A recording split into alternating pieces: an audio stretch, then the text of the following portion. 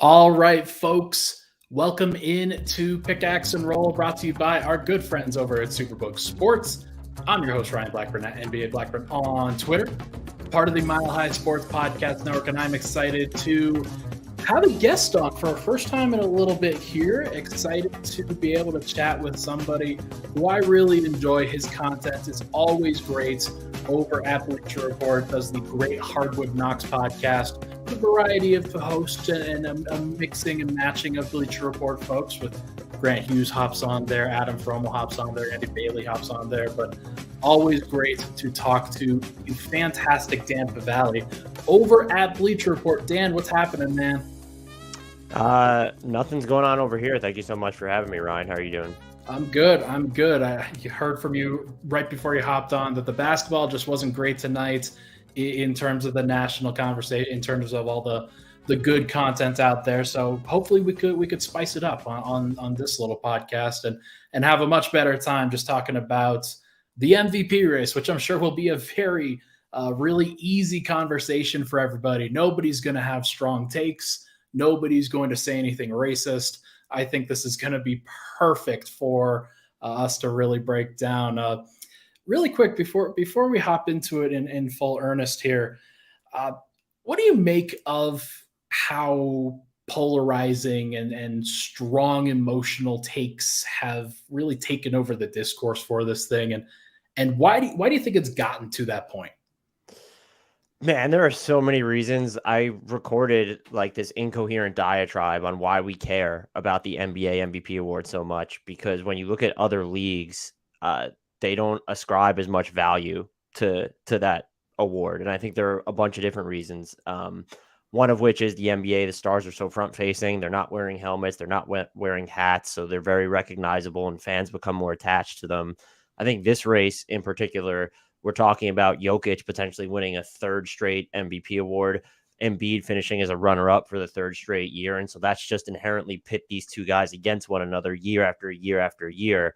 And so that's just going to compound all the emotion that's there. And so I think those are probably just the two driving forces that we're conditioned to care about the MVP award so much to begin with. And then the fact that we're just here for a third year in a row, kind of like in the same spot that we've always been, where it's Giannis, Embiid, and Jokić. That's when you're having not the same conversation, but when you're dealing with the same guys that consistently, it's going to ratchet up the responses, especially if it looks like the end result isn't necessarily going to change. Like it's been Jokić the past 2 years, and for a while it looked like it was going to be Jokić again this year. And now it feels like over these last, 9-10 games that it still really is up in the air between definitely Embiid and Jokić, but I wouldn't even count out Giannis at this point either. Yeah, it certainly feels like all of these conversations have been going on over and over and over again. And when you start spinning those wheels, a lot of folks are, I think, showing their ass in this conversation when rather than bringing natural, like good, honest conversation into it, it does feel like things have really spiraled out of control. But that does come with being as emotional of a conversation as it is. And I think a lot of people want this for Joel Embiid. A lot of people want this for Giannis Antetokounmpo. And when so much of NBA discourse, I think, is built on legacy. And I think LeBron is at the forefront of this, where he's probably the guy who has cared as much about his legacy over the course of these last 5, 6, 7, 8 years as really any superstar. I think that has sort of kind of spiraled it into a place where it's not really healthy. And rather than talking about the basketball, rather than talking about all of that stuff, it's mostly about, hey, who is better than who long term? What do you need for your checklist in order to be a Hall of Famer, or in order to be an inner circle Hall of Famer, or things like that. So for Bucks fans, it's about Giannis getting his third MVP. For Embiid fans, it is, and Sixers fans, it's about Embiid getting onto that same track that Jokić is currently on right now. And for Nuggets fans, having a 3-time MVP, all three in a row, back to back to back, it's historical. And so I think Nuggets fans are the most satiated in general right now with the conversation about their own guy, because I think Nuggets fans know that the championship matters that much more to not just to them, but to Nikola and to the Nuggets as well. But it does feel like because of all of these factors, it's creeped into such a horrible discussion that it's hard to have an honest discussion about it, you know? Yeah, and I think a lot of it too is the way that the NBA has really ingratiated itself to the social media discussion, where it promotes the sort of snackable, digestible, oversimplified debates that you outlined, where it comes down to legacy. And so you're inherently going to see anything that's really NBA related spread across social media, maybe faster than you would see with NFL, MLB, NHL, which is not to say the NBA is more popular than we know it's not more popular than the NFL, but the way that it's promoted itself on social media. And so a lot of these debate shows, podcasts, conversations are built around putting out a discussion that's going to immediately evoke this like really intense reaction. And that's just going to spread because I think we're all conditioned to, even when we don't agree with something, even when we know it's performative, we're all just going to dunk on it or give our takes anyway. And so that just sort of creates this feedback loop where, if you're so plugged into social media, you're seeing it constantly talk about, and it's getting more and more contentious, not just each and every year, but like each and every week at this point with regard to this specific race. And I think we all contribute to it too. Like it is what gets clicks. It is what gets all of this entire conversation. But what I like about your MVP ladder most of all is I do think that you give every single candidate within that realm as much of your words as you possibly can to talk about the objective nature of it rather than the subjective nature of it. And it's always been that way with you. It's always been that way with a lot of the folks over at Bleacher now. And I really do appreciate your guys' coverage on it. Real quick about the MVP ladder, what caused you to do it this year? I think it's a little bit different than it was in previous years, correct? Yeah, we've been more consistent with it this year. I think in part because I was willing to do it more consistently this year. It gets pretty boring having to, not boring, but the challenge of not saying the same thing every single time when you're putting this thing out like every 2 weeks or sometimes once a month if we take a break. And so doing it this year this way, I think it was because I knew Jokić was going to go for the third award. I knew Embiid would be right there. We saw what was going on at the beginning of the year where Tatum won that MVP straw poll, but like Kevin Durant was sort of right there. And so the race was just more fascinating. And so when I was approached by it, I like immediately jumped on it. And so injuries have definitely winnowed down the field to where there was a time where Luka Jokić, I think, was sitting at the top of our ladder for a little bit. And so that's made it more entertaining this year, at least at the beginning, where it felt like there was a lot more shifts towards the top of it. And there have been less of that over the past couple months until the most recent one. And I think, again, that was just the nature of the MVP field. We're down to 3 candidates now, but like there was a time where it was just like, maybe these weren't even like, I would have to go back, but I don't even know if there was probably a time where Embiid, Jokić, and Giannis weren't even in the top 3. Like I probably had 3 other top 3 guys in there. And so this race has been really interesting from that perspective to see how much it's shifted from like the first month of the season to, about 2.5 weeks to play 3 weeks in the regular season now. Well, let's talk about these 3 guys now. It does sort of feel like, as you said, that it's been narrowed to a 3-player race.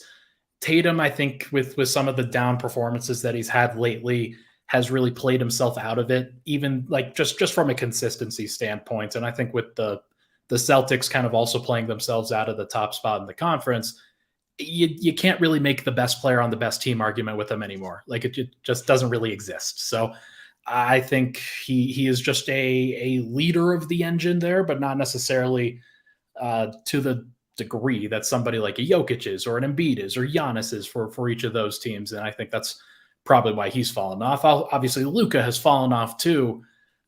When you had to do the ladder this week, and I implore people to go read that article, and because it has Embiid at the top. And I think that reflects a lot of what people really are starting to think now about this MVP race. When you had to parse between those 3, what were some of the distinguishing criteria that you used this time around that maybe changed, given that it has changed? It was, I think, me specifically, I was using more of the split hair arguments where it's like going more into a lot of the eye test stuff now. We know the numbers. We know what Jokić is doing to the catch-all metrics. He's breaking them again. We know what Giannis's counting stats are going to be, or how good his rim protection is. And so a lot of it is based off now what I've seen lately, because the margins have become thinner. I think in large part there was, and I think I wrote this probably a month ago, it felt like there was no way Jokić could lose.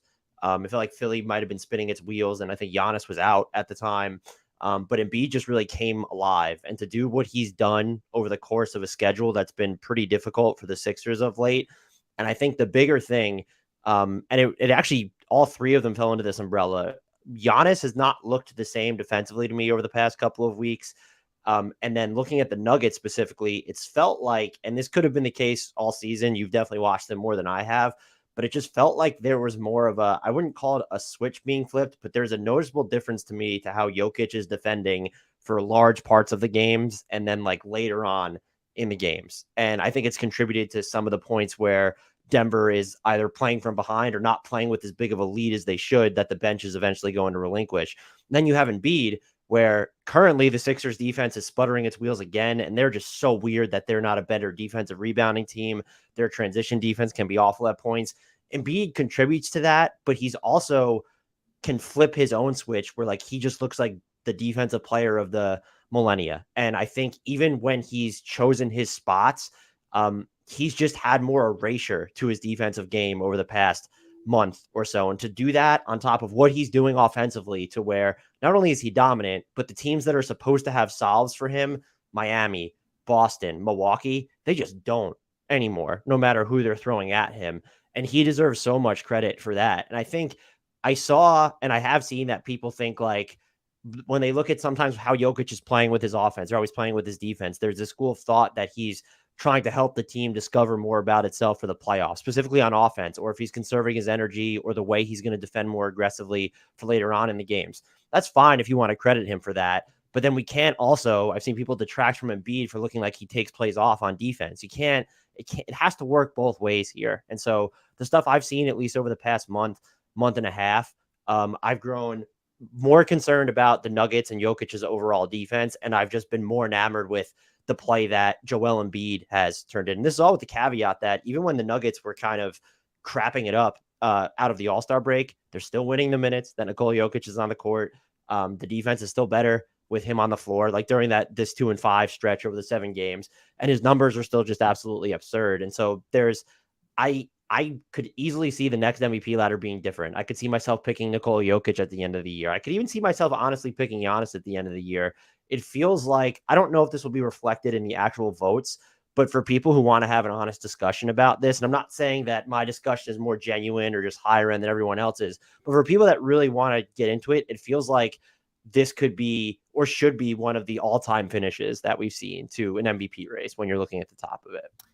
Well, one of the reasons for that is because of the schedule. The schedule actually, I think, plays into this, where you have these three kind of this round robin between these guys in this next couple of weeks, where the Bucks are coming to Denver on Saturday, the Sixers are coming to Denver on Monday, and then the Bucks and Sixers play each other, I think, on April 2nd. So these matchups are going to mean something within the greater scheme of things. And if it is basically a tie, it wouldn't surprise me if, looking at those individual matchups between these three guys, it wouldn't surprise me if those really tell a tale. And we saw it on January 28th, where Embiid basically kicked Jokic's butt for much of that game and like just put up 47 and whatever. And so when you have matchups like that and you have definitive performances like that, where Denver had been winning that game and then they take Embiid off of Jokić, which doesn't really get enough discussion, I don't think, but they took Embiid off of Jokić and it completely flipped the game. And because of the defensive schemes that those guys were playing, and because Denver couldn't really stop the Sixers and Embiid, it was a pretty definitive mark in the MVP race at that time. So it wouldn't surprise me if something like that happens again over the course of these next couple of weeks. And we are talking about a completely different ladder, whether it is your ladder changing from Jokić to Embiid to Giannis, or if it's the kind of the national perspective. Maybe Giannis gets a little bit more credit in general if he shows up in each of those last 2 matchups. Yeah, and I think it's perfectly fair to even boil down a race this close to those singular matchups. And to me, it probably makes more sense than using, past playoff results or what you're expecting in the playoffs as logic for a regular season award. And like, if it's the thinnest of margins and you're just looking for a way to break a tie and you don't have any other evidence, all these teams split their season series like 1-1 and 1-1, and like you're just looking for something and you want to factor in the playoffs, fine. But it's a regular season award. It is super close. All these guys are just going to play each other again, assuming everyone is healthy. And so it very much feels like those matchups could just be the determining factor in this race. And especially just, I circle the one because I do ultimately think that because of how much the Bucks have flown under the radar, where, yeah, they just have the best record in basketball, but we just kind of shrug it off. Doesn't matter that they've missed Chris Middleton for so much time, or that even Drew Holiday missed some time, or that Bobby Portis has missed so much time. They have the best record in basketball, whatever. It does feel like it's going to come down to Joel Embiid and Nikola Jokić again. And so I just circle that game. It's just like, are we going to watch the MVP race unfold right there? There might be enough of the season left to where we won't, but I could very much see that game being the one where the betting odds shift or remain the same just once and for all. And like, that's the last time we ever heard of like the debate of who's actually going to be finishing at the top. Does it matter to you that at the previous Sixers-Bucks matchup, the clear best player on the court was James Harden? I look, that's going to factor into some people's logic, and I can't fault them too much for it. But if you look at these three guys, Joel Embiid has the second best teammate. That's not an insult to Chris Middleton or Drew Holiday. It's not even close when you're comparing James Harden to Jamal Murray at this point. I know. So people will take that away. Like players, they won't cannibalize MVP votes just because no one's going to vote James Harden for MVP this year. But there's a difference when you have like this clear cut all NBA level player who probably won't even make all NBA, because I feel like Harden season has flown under the radar. I do think people could use that as an impetus for, well, you know, Joel Embiid is not and like, I bring this back to Tatum in a sense where it's one of his biggest problems with the MVP discussion, aside from just the wonkiness on his off the dribble jumper this year, is that yes, he's the leading scorer on his team, but what else is he the driving force of? He's not going to be like their go-to defender. He's improved a lot as a playmaker, but he's not that guy. And so you look at a Jokić in Denver, where he is very much the heart and soul. Yeah, we don't necessarily recognize him as a scorer, but like he is the heart and soul of the scoring machine and the passing machine. And then Joel Embiid, the defense, and then the scoring. But he also doesn't have to create for himself as much as Jokić does when you break down those splits. And so there is, in any given night, to me, it is far more likely that Joel Embiid is not the best player on his team than it's ever going to be that Jokić is not the best player on his team. And so that's another element that you have to factor into this. It's just Joel currently, to me, has put together a stretch where that just really hasn't even happened, save for maybe like once or twice over the past couple of months. Yeah, there's no doubt. Like I said previously on this podcast, and I've said it multiple times over the course of these last couple of weeks, that I think that Embiid's going to win. I think that he's going to show up in that game in Denver and really try to send a message. And I don't know what Jokić is going to look like in that game. I don't know what he's going to try to do in that game. But the fact is I think Embiid really wants this. I think he really cares about it, and he's going to go for it. And that's great. Good for him. He does deserve to be credited in a lot of the same ways, but with it is going to come a lot of controversy too. And if they flutter out of the second round again, then it's going to feel pretty interesting having that slander go the other direction at that point. That's been interesting to see it. The playoff narratives are just so weird, because when you put their head-to-head numbers, it's just not even close. Like Jokić has had the better playoff numbers than Joel Embiid. And we talk about the Nuggets.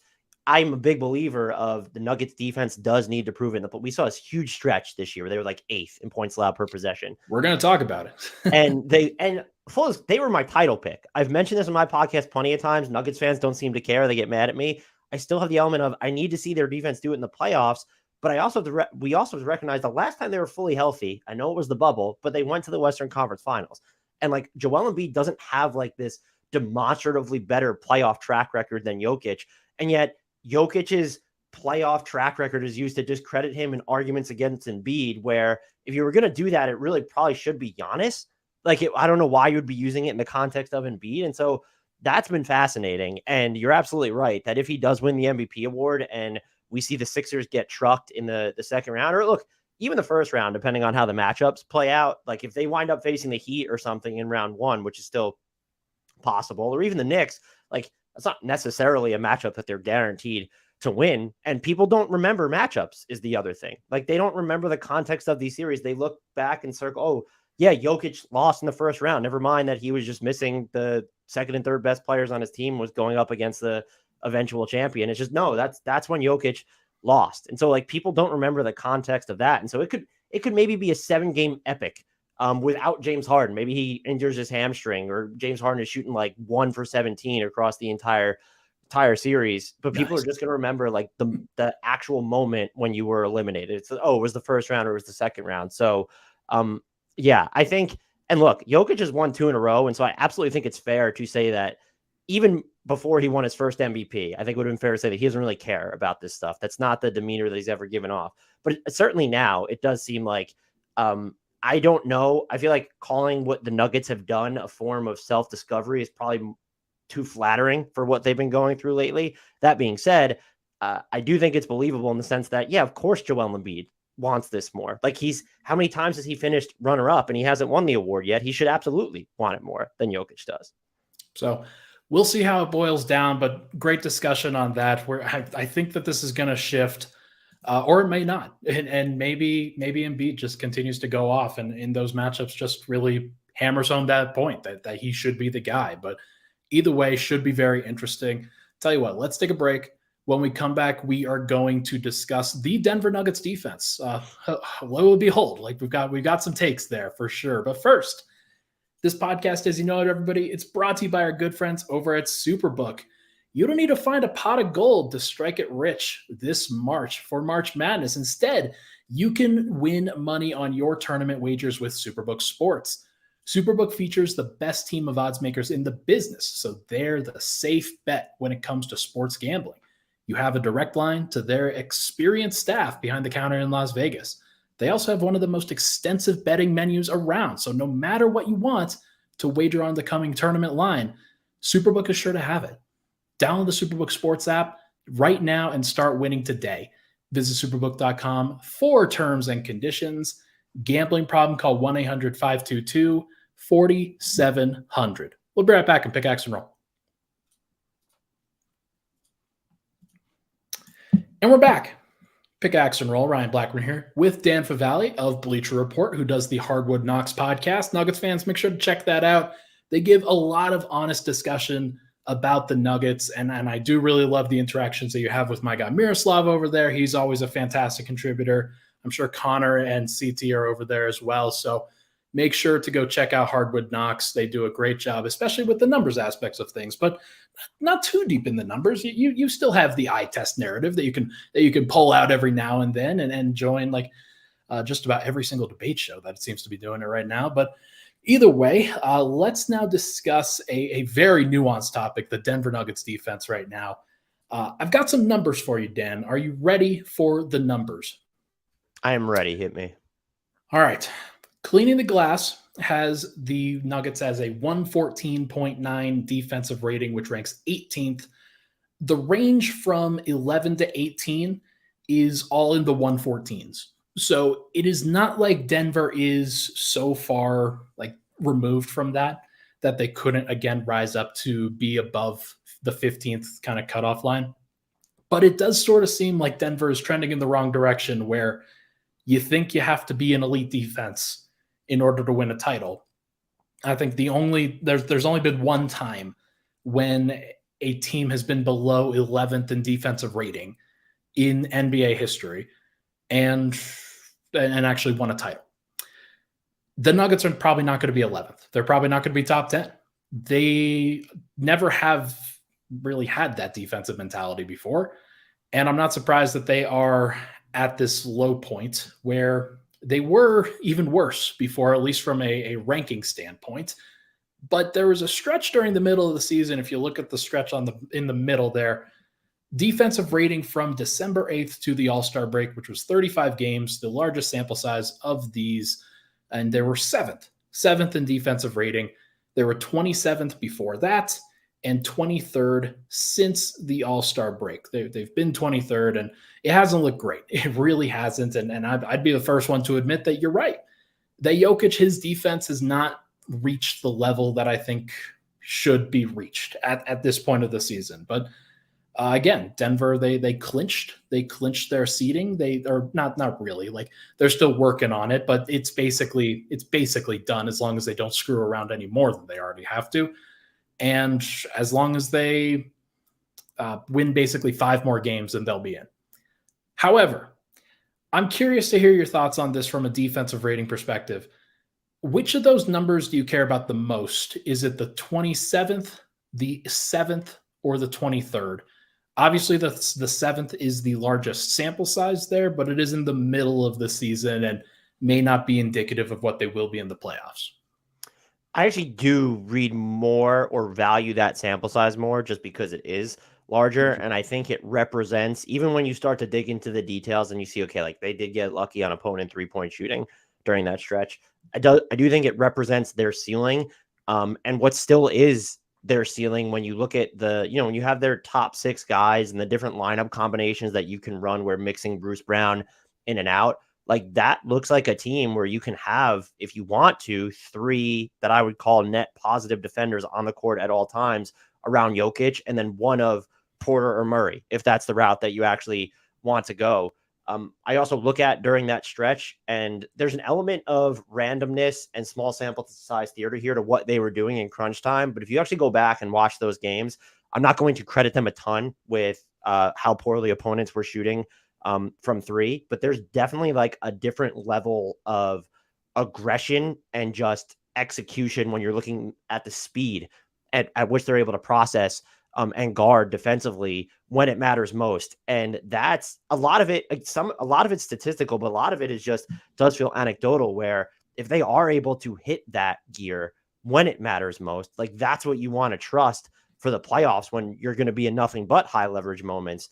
And if you're wondering whether they can extend that over a longer period of time to where, well, they're not just playing like that in the fourth quarter in the final few minutes of a close game, you look to that stretch from early December through the All-Star break, where it was almost half the season where they were a top 10 defensive team. And even if you try and adjust for luck there a little bit, that's the meat and potatoes of the season where so many teams are still competing for something. And even now, like you're dealing with playoff seeding, but like we have less of an idea during that stretch of what, the top 6 teams in each conference are going to look like. And so I don't know if you can say it's harder. You'd have to go back and look at the actual schedule that they went through there, but I'm always going to default towards the largest sample. And the fact that this is happening to Denver towards the end of the season, and also when they were, quite frankly, running out some pretty inexplicable lineups following the trade deadline until recently, I think you can at least say, no, do I think that they're a perfect defense? Do I think that they're going to be one of the best playoff defenses?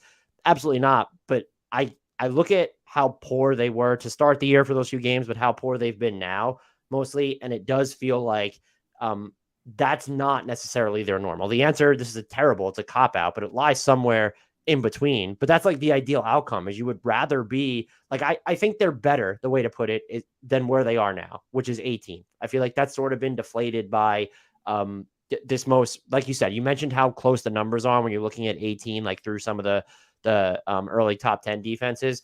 But also it just feels like they were so consistent for so long, but we've seen the floor fall out beneath them. And there's been a more of a rock bottom here. It feels like that standing is deflated a little bit more in the wrong direction. And so I would think that this is something, to me, more like when you look at the top of their roster, like the 13th, 14th best defense in the NBA. And I do think, again, we're talking about numbers where the differences are so small, but I do think that ultimately matters when you're talking about playoff basketball. Hovering around the bottom 10 to me is a bigger difference than like, oh, you're closer to top 12. Yeah, so it's interesting. Last year, Denver was basically average when it came to defensive rating. They're about like 16th, I think. And it couldn't really translate to the playoffs. They had too many bad defenders on their roster. But I do think that a lot of those defenders were giving a higher level of effort because they didn't have as much flexibility in what they could do from night to night, where you don't have a Jamal Murray, you don't have Michael Porter, and everybody else has to step up on the defensive end just as much as they do on the offensive end. And I think the level of effort for Denver was more consistently higher last year for a lower baseline than what it is right now, where they really put together a high effort level 35 game stretch. And the reason why I picked that stretch was they had the number 1 point differential in the league kind of going away during that stretch. I think Cleveland was second at 6.1. Denver was first at 7.4. So they were playing really well during that stretch. But I want to go back to your point about the weird lineups that they played right after the trade deadline.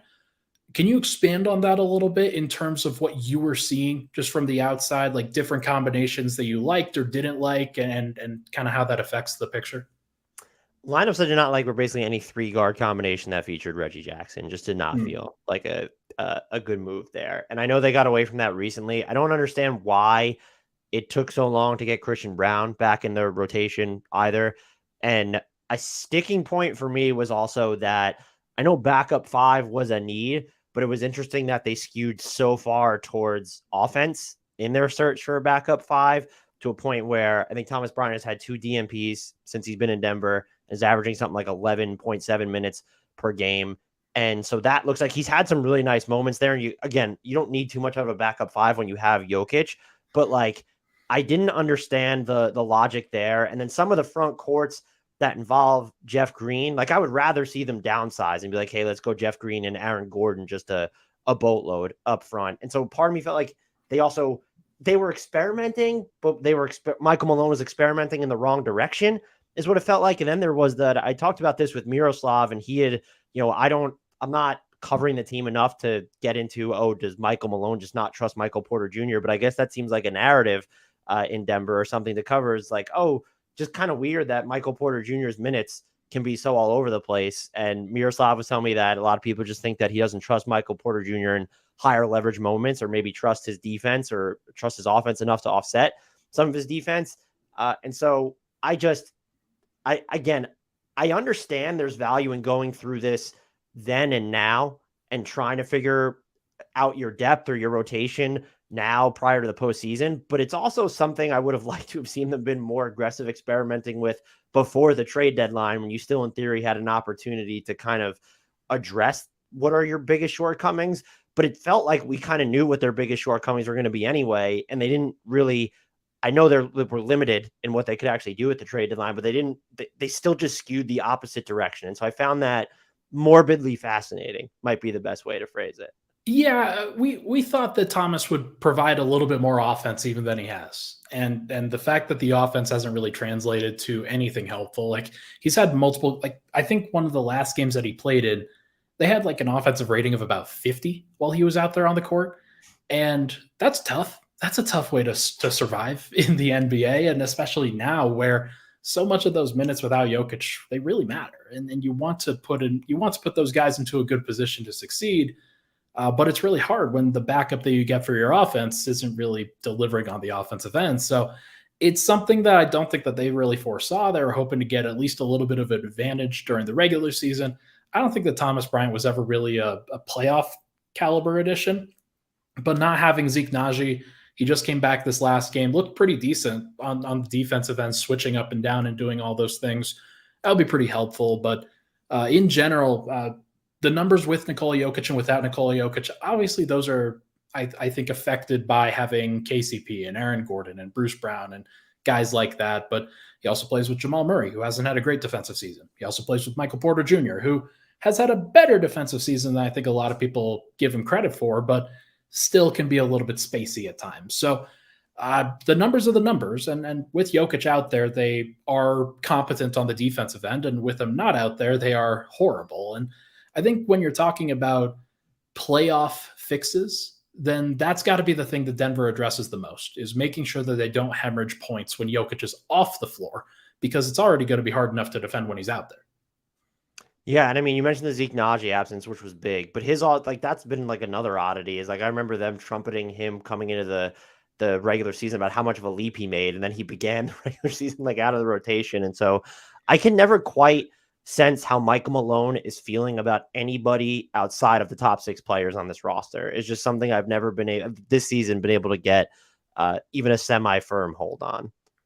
So I think the rotation heading into the playoffs will be something akin to the 5 starters: Jokić, Murray, Porter, Gordon, KCP. Those guys will be out there. And then Murray will come off the court, and I think Aaron Gordon will come off the court relatively sooner. And then they will stagger Aaron Gordon at the 5 in a lot of those minutes, and they'll stagger Jamal Murray at the 5 next, or not the 5, about at the 1 for the second unit, and kind of pitching up those second units a little bit better alongside Bruce Brown, Christian Brown, and one of Vlatko Čančar or Zeke Naji, probably. Maybe Jeff Green also, but you're probably going to an 8-man rotation. That would be my expectation. That would be my guess. Maybe they start with 9 in a game 1 or a game 2, but they'll ultimately cut that down if they feel like it's bad. And I like that group when it comes to defense. I think that reducing the number of bad defenders in your rotation is obviously going to be the best way to maximize the Nuggets rotation, specifically around Jokić, where you have to have guys that you can mix and match and do a lot of things. But it does feel to me like Denver can raise another level when their effort is sky high and they're doing everything in their power to win certain games. I don't think they're doing that right now. And I think that has really affected kind of the national conversation when it comes to Denver's defensive capacity. Yeah, I think that would be fair to say. And I mean, like the 3 guys you outlined as Gordon, Bruce Brown, and Christian Brown, that would be huge, like in terms of just defensive versatility and effectiveness to use during the non-Jokić minutes. I think the offense could be up and down there. But also if you're playing Brown with, really Jamal Murray, or even if it's Michael Porter Jr. in that scenario, and something, him not hitting his threes right now is tough because then he becomes more valuable if he's on the ball. Like those lineups do afford him the ability to do that a little bit more. And so I do think that would be the way to go. And I would expect them to shorten their rotation as well. And to Michael Malone's defense, he is limited though. When you look at this team, it's like part of it's like you have no wings. So why did it take Christian Brown so long to just be in the rotation? But then it's also right, you don't really have it's Čančar and Brown, and like that's kind of it. Like Bruce Brown is on the smaller end for that, and I think they're finding he was one of my favorite signings of the offseason. I still think he's been really good for them, but I think Denver found like this is not like the one-on-one guy like that who's going to be the solve in that regard. So I do like the 3-man combo that you outlined though, where it's the 2 Browns and Aaron Gordon. Feels like that's a good way to buy really solid defensive minutes and limit the hemorrhaging of points during the stretches that Jokić is going to be off the floor. And look, I'm not saying it gets easier in the postseason, but at least the stretches you need to survive without Jokić do, in theory, get smaller during the postseason, just because he's going to play even more than he already has. He, more than just about anybody in the league, has to avoid foul trouble for that reason, just because you want him to be out there on the court to orchestrate the offense, because obviously everything that Denver does offensively surrounds him. And honestly, everything that Denver does defensively surrounds him too. Like they have other great pieces that they do, but he is at the anchor of everything, and in terms of what he can and can't do. So he's going to have to be the guy, and he's going to have to step up. And I think he will, but it is pretty clear that especially over the post All-Star break schedule that he has regressed from a defensive standpoint, and I think it has been purposeful. I think it's more apathetic than it is anything. Yeah, I mean, I think that's totally fair. And look, his like what makes him also just, I feel like I guess nationally we undersell as part of their defense is their ability to actually get their defense set, because their offense is so good. And like before this whole, decline after the All-Star break, like they were so good at limiting opponent opportunities in transition. And I don't even think that it's been astronomical during this stretch of when looking at the frequency their opponents are getting out in transition.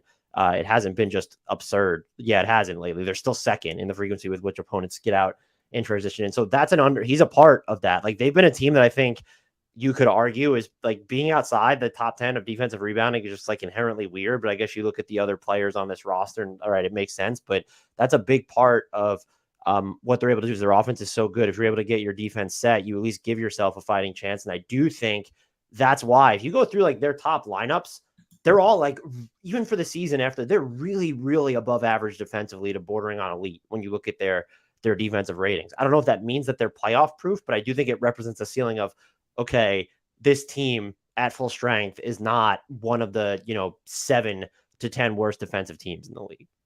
And maybe not even a ceiling. Maybe it's just that they have a higher floor. And like over the course of these last couple of years, they haven't had the floor to be able to get through some of those awful matchups. And now they can at least be competent in those. And they don't necessarily have to be great, but I do think that with the offense, the way that it is, you're asking for average on the defensive end. You're not asking for spectacular, and you're asking for the average to hold up. And I think it will, but there's at least concern, and I understand that concern for sure. So tell you what, let's take another break. When we come back, we are going to hit on title race tiers in the Western Conference. I think that should be a fun conversation. We'll be right back.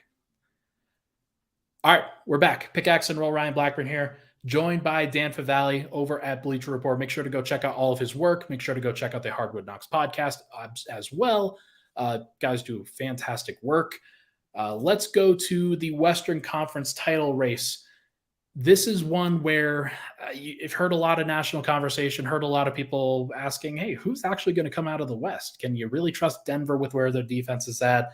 Phoenix, they haven't had anybody play. You're really going to go after the Kings. John Morant is just coming back to the Memphis Grizzlies. Are you really going to trust them? The Warriors have been average the entire year. They have not been good. They have been average. It's pretty crazy to see. But there's a lot to take in with the title race. So I figured I would share with you some of my tiers that I currently have. And I've got 4 different tiers for Western Conference teams. I took out the Blazers. I took out the Rockets and the Spurs. So Dame took out the Blazers too. Teams. I don't know if you saw that. So there you go. Say it again.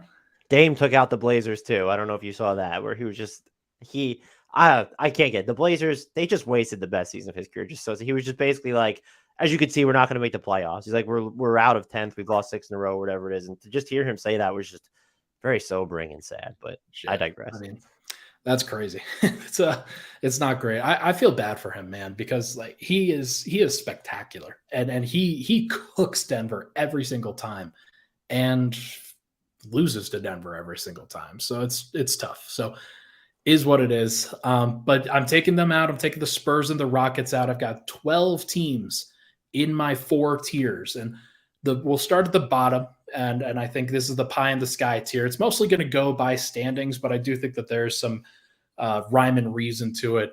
This is the pie in the sky tier, where the Lakers deserve to be in this tier. I'm going to just say that up front right here. They do not deserve to be in a higher tier than this. They are still in the Pelicans, Jazz, and Thunder tier, where any of those teams can really talk themselves into it. Like if Zion comes back, if maybe not the Jazz, maybe I'm high in the sky for really including them, but Walker Kessler for DPOY. I mean, I'm good with it. So, and then the Thunder with Shea. Like obviously, he could be the best player in a series. I guess just about anybody. So you could talk yourself into any of those teams, but I can't really talk myself into them being in a tier higher than this. Do you agree? So for the Jazz and the Thunder, for sure, the Thunder are coming. They're not there yet. The Lakers and Pelicans are tough because we've seen with the Pelicans specifically, they were the second or third best team in the West before Zion got hurt, like entering the new year. But at this point, fewer than 10 games to play. We don't know if he's coming back. I'd bet against it at this point. And so I think it's fair to put him like, you need to know that Zion is coming back, which we have not heard. The Lakers are more complicated. I would probably just nudge them up a tier because of how well they've navigated the post-trade deadline without ever being healthy. The defense has been so much better. There's actual depth to this roster. There's a rhyme and reason to how they play. And I think something that we didn't take into account enough because there was so much going on in that trade, even though it was one of the most obvious benefits of the trade, is just removing Russell Westbrook from the rotation. And that's not to say he was the only problem in Los Angeles. The front office was the main problem in Los Angeles.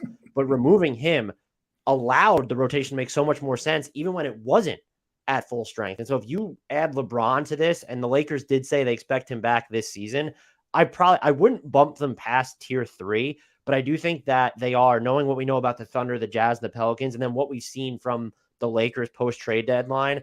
I think if you believe that LeBron is going to be available for the play-in, I'd probably just bump them up to tier 3. It would be the only disagreement I have here. Yeah, I mean, it's probably fair, and especially when you've got an all-star caliber player like Austin Reeves coming off the bench, like you got to do it. Like you got to do it. So I understand. Yeah, I mean, man, he's been incredible. But that's like another guy who, like, why wasn't he really playing more to begin with in LA? I think he was banged up this year too. They dealt with a lot of injuries, but yeah, it's a tall ask to say. I think a lot of people would have, well, if LeBron comes back, the Lakers should probably be on the level of like tier 2. And I don't, without having to sample these guys together, and availability is part of the equation, this team is just inherently fragile. When you look at not just LeBron and AD, but even D'Lo always seems like he's dealing with something. So again, I would put them in tier 3, and there's so many, you could say this about so many teams. They're not a team that I'd want to draw in the first round. Like, I don't want to go through the entire season, have the number 1 seed, and then my reward is facing what could be a healthy LeBron James, Anthony Davis on the Lakers. But I do think that I also feel like the more people who skew optimistic or maybe too optimistic as to what they're actually capable of when they're at full strength right now.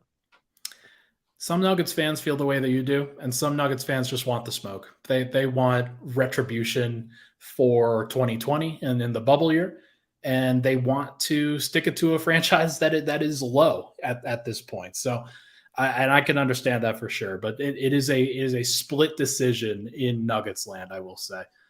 But tier 3, it's a weird year tier where I've only got the Timberwolves and Mavericks in here. I could definitely put the Lakers up in this tier. The Timberwolves, Cat's coming back tomorrow. That's kind of interesting. It's a different wrinkle than I would have ever expected. But with the way that Rudy Gobert is now playing right now, and with the way Naz Reid has played all season, it is just weird to think about what their team's going to look like with that trio of bigs. But they're a weird one. And then Dallas, of course, like with Kyrie and Luka, they don't have any defense to really do anything, but if they come up with the right matchup to score against any team, then maybe they get it done. But even against a team like the Nuggets, where the Nuggets would probably struggle to stop Luka, I can't get past the fact that they wouldn't stop Jokić at all. No, they have, like, if people are worried about Denver's defense, they have no hope for Dallas's defense. And so I would agree both these teams belong here. Minnesota's been interesting. They were really catching on before the trade deadline, and I wasn't a big supporter of the D'Lo trade. Mike Conley has helped the chemistry with Rudy Gobert, but the big thing, Karl Towns is a great basketball player. In theory, should help them. And it's good to know that Anthony Edwards isn't supposed to miss a bunch of time. But like, the offense was objectively terrible when those three played together before Towns' injury. And it's not like they've had a ton of practice time together since. They're just going to be trying to integrate him on the fly. And a lot of their success has just come now, like with some of the one big lineups. And so how does this, and also because Kyle Anderson has just been probably like the second best free agency pickup of the offseason, how does he fit in to a rotation that now is going to be playing dual bigs more? Because if you're not, then you're just like, you've allocated all this asset equity and money to something that you're trying to stagger for so long. I think they're in the right tier. Like, they definitely have a higher end outcome. But there's also that combustibility of, you could just see them losing in the play-in. I will say, this obviously becomes a spoiler for, I'm sure you have them the next year. I would have the Grizzlies down here. I wouldn't put them in tier 4, but I'm just notoriously low on the Grizzlies. This isn't a Ja Morant thing. This team has very discernible offensive flaws. They have for quite some time. And their big grand solution to that was getting Luke Kennard. And yes, he fills the functional shooting void, but he doesn't shoot with absurd volume. It's nudged up since he's come to Memphis, but he's not taking like 10 attempts per 36 minutes. And they need someone else other than Ja Morant plus Desmond Bane and this progression from Jaren Jackson Jr. to create in the half court. I know Tyus Jones has been like an all NBA player whenever he's starting. Do you trust that? Is he going to hit pull-up threes, off the dribble threes in the playoffs? My guess would be probably not. And now so much of your identity is, one, getting out in transition, which we've shown that it can translate, but like, they ran into some trouble when they weren't able to get out in transition last year. But two, you're supposed to be generating all these second chance opportunities, which you really can't do at a high clip right now because Steven Adams is injured. And it doesn't sound like he's going to be back before the playoffs, at least. And I inherently don't trust them. And I think it was a massive failure for them not to be more aggressive at the trade deadline when they had the assets to do so. They have like 6 healthy players right now that I think you absolutely trust to be on the court in a playoff series. And even some of them are going to, like Luke Kennard being one of them, that is someone that defenses are going to target, and they have been targeting since he's been in Memphis. And so I'm not a big believer in them. On our podcast, we went through their potential first round matchups, and I think I picked them to lose in every single one. I think I would pick them to beat the Mavericks. That's like the only team in the first round. Like, I'd probably pick them to lose to the Timberwolves at this point. I'd pick them to lose against the Lakers. So I might be wrong about them. I fully recognize that, but this is a team that, it's not just discernible flaws. They're they're long-standing discernible flaws on the offensive end. And they've just decided like, no, like we're going to be on this gradual timeline. And that just doesn't make sense to me. I'm with you on it. I think that the Grizzlies are tough. I currently have them in tier 2, this could maybe happen kind of tier, but I think that was more of a nod to their seeding rather than what I actually believe will happen. Not having Brandon Clark, which I do think exacerbates the problem that you talked about, where for sure. they could have gotten OG Anunoby, and if they decided, now we're good, we have Brandon Clark as kind of a depth piece, then that's probably the wrong thing. And obviously it hurts that he tore his Achilles. Like that is a massive, massive blow for some of their best lineups, some of their best combinations. So it's tough. It is very, very tough, but they are going to be a team that they're going to have a lot to prove, and they're not going to be in the best position to do it. I have the Clippers, the Warriors, the Grizzlies, and the Kings in this particular tier. I could not go higher with the Kings, despite the fact that I kind of wanted to. And I couldn't really go higher with the Warriors, and I don't really think I need to. Like, I just don't think that they've shown anything. And a lot of that is going to come back to what Andrew Wiggins looks like if and when he does come back. But I mean, that's like, they just haven't built any habits at all. Yeah, they and the Clippers are inherently placed it tough. I think you probably put them in the right spot. It might overrate them a little bit, but their top end outcome is tier 1. I think both the Warriors and Clippers still have that ceiling. With the Warriors, the Andrew Wiggins questions of whether he's going to come back matters, but we also have to be like, well, how good is he going to be? He wasn't great following whatever, he have a hip injury or whatever it was. He didn't really look the same after that. And so like that really harshes a defense that was already not great this year, despite I think Draymond has had a largely underrated defensive campaign. There's just not enough talent around him. And if Gary Payton II isn't going to play, you got rid of James Wiseman for him. So that, getting rid of James Wiseman probably helped your defense by default, but you're just awfully shallow when it comes to defensive bodies, especially when you need to go up against some of these bigger wings. And that's just going to be hugely problematic for them. So yeah, Steph could catch fire. We've seen what Clay can do this year. Dante DiVincenzo has been a great pickup for them. I still think they have that ceiling, but the odds of them reaching it just feel so slim. I struggle more with the Clippers for some reason. Kawhi has just been, he's probably going to make an all-NBA team at this point, depending on how people are going to just weight the total number of minutes played or games played. He's been spectacular. Not a lot of their rotations make sense. And they were crescendoing leading into the trade deadline. And then they decided to throw this chaos grenade into it by, I got the logic of all the trades they made, but then you add Russell Westbrook to it and he's been better. The rim pressures actually helped them, but I still feel like there's some awkwardness when they're trying to figure out who closes games. And it feels like Batum and Terrence Mann are going to be inevitably just underutilized for them. And I guess, so it's not even about, everyone points to their availability. Like Kawhi's been available since December. He hasn't played both ends of back-to-backs. Like that's a case for a lot of guys at this point. It's like the availability doesn't bother me. There's more variance to how they're playing now, to where I definitely trust their offense less. And just like the Russell Westbrook factor is, he might win you a game for every 3 that he costs you. And like, that's just the price that you invariably pay with him. And I do think you have the Kings in the right spot. I will say, I don't think they belong in tier 1. And I would have liked to have seen them been more aggressive of getting Kessler Edwards has been fine for them. But like, if they could have gotten like a Matisse Thybulle or a Josh Richardson at the trade deadline, their defense is smart. They cover a lot of the low hanging fruit. They crash the glass well, especially when Sabonis is on the court. They limit their fouling. A big thing is because their offense is so good. We mentioned this with the Nuggets. They're able to get their defense set. But what they do a really good job of against is like they have opponents going deep into their offensive shot clock.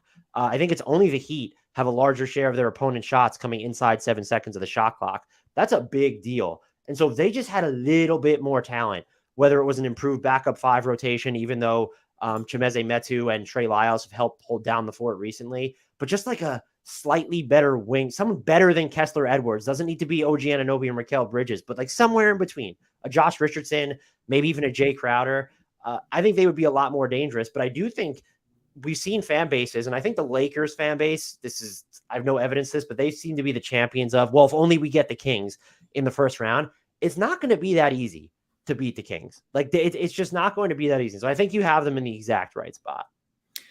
Yeah, we'll see. We'll see what they ultimately do. It could be a situation where they falter in the first round because of that defense. I just looked it up. They have the 28th ranked half court defense, the Kings do.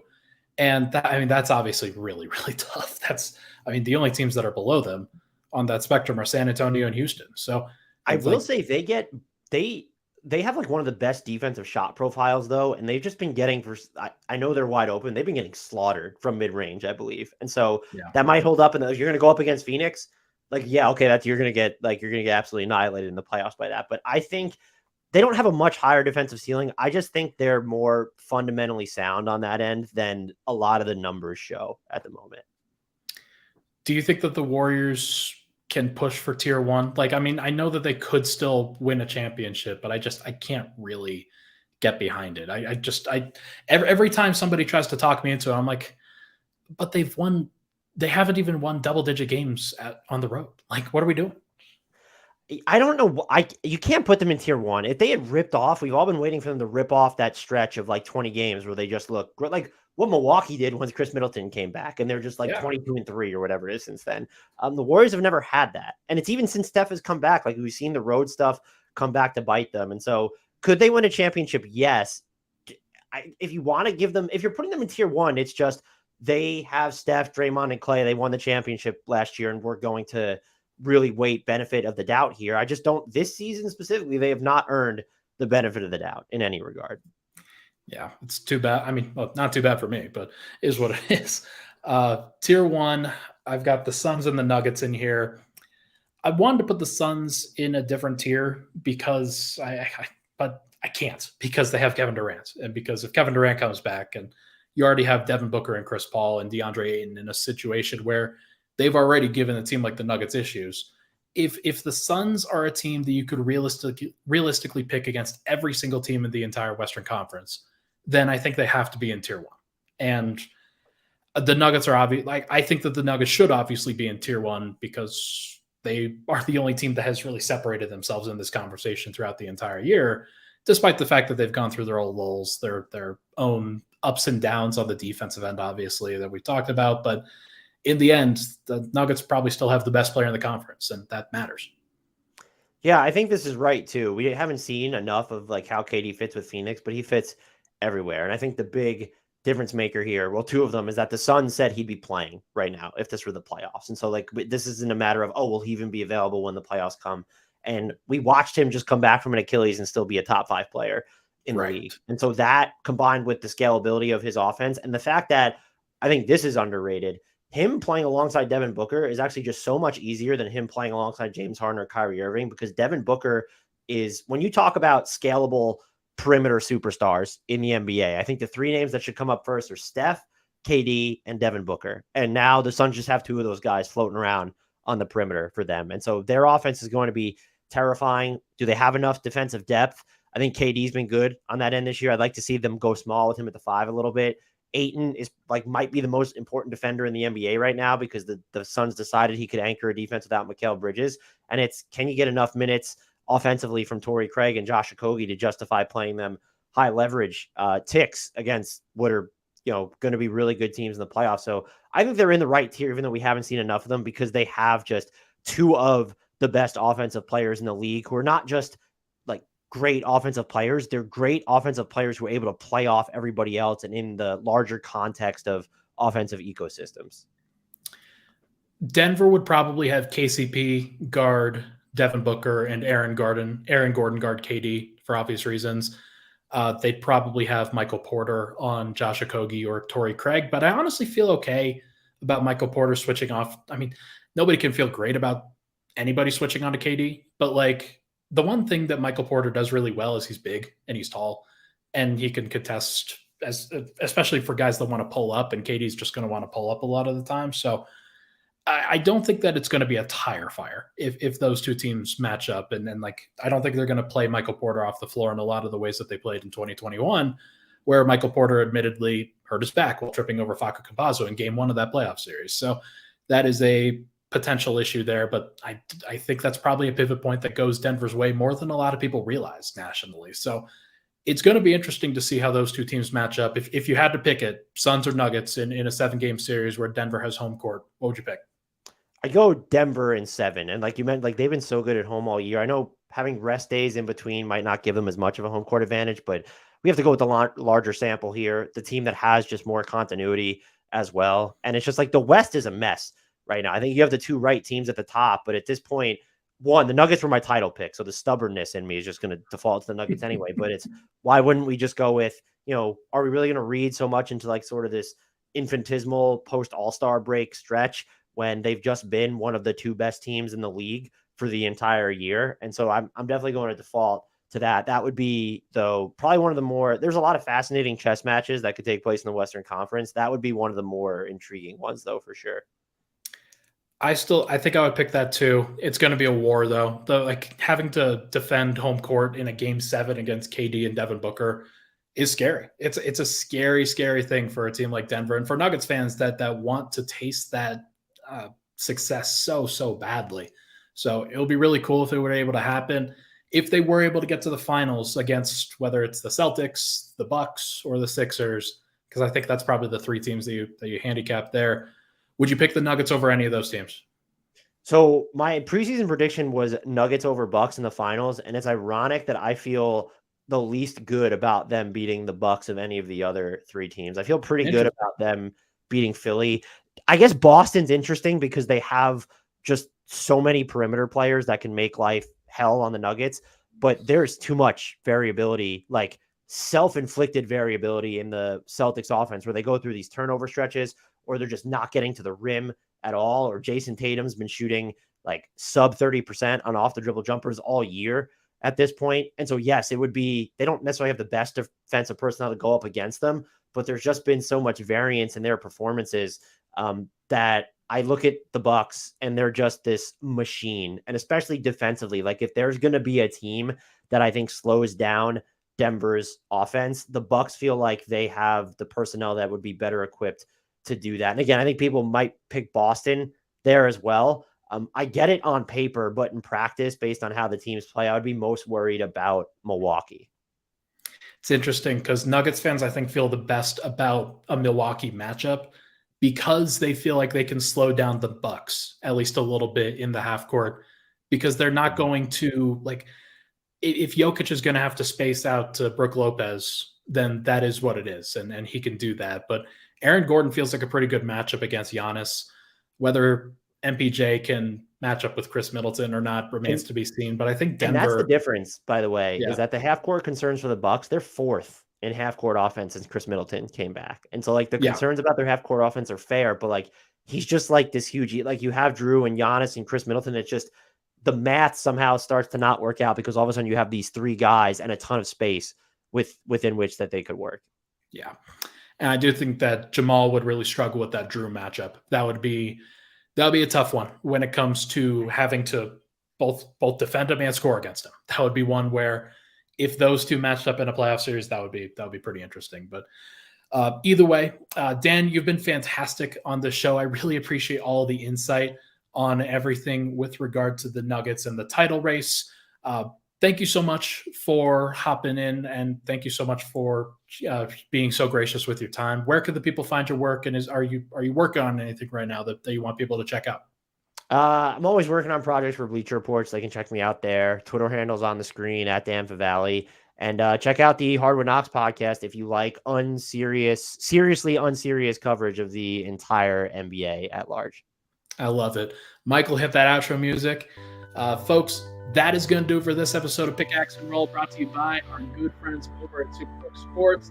Thank you to Dan for hopping in, and thank you all of you for hopping on and making sure to have the comment section popping. Really appreciate everybody. Got a lot of compliments here. Richard says thanks, Dan. Astrid says thanks, Dan. Freddie says great pod. A lot of great stuff here. You guys are great. Really appreciate all the love and support on the show as it has moved over to YouTube. Been a lot of fun. To do this. Thank you so much, everybody, for tuning in. We'll be back tomorrow to recap the Washington Wizards game. Should be fun. Thanks, guys.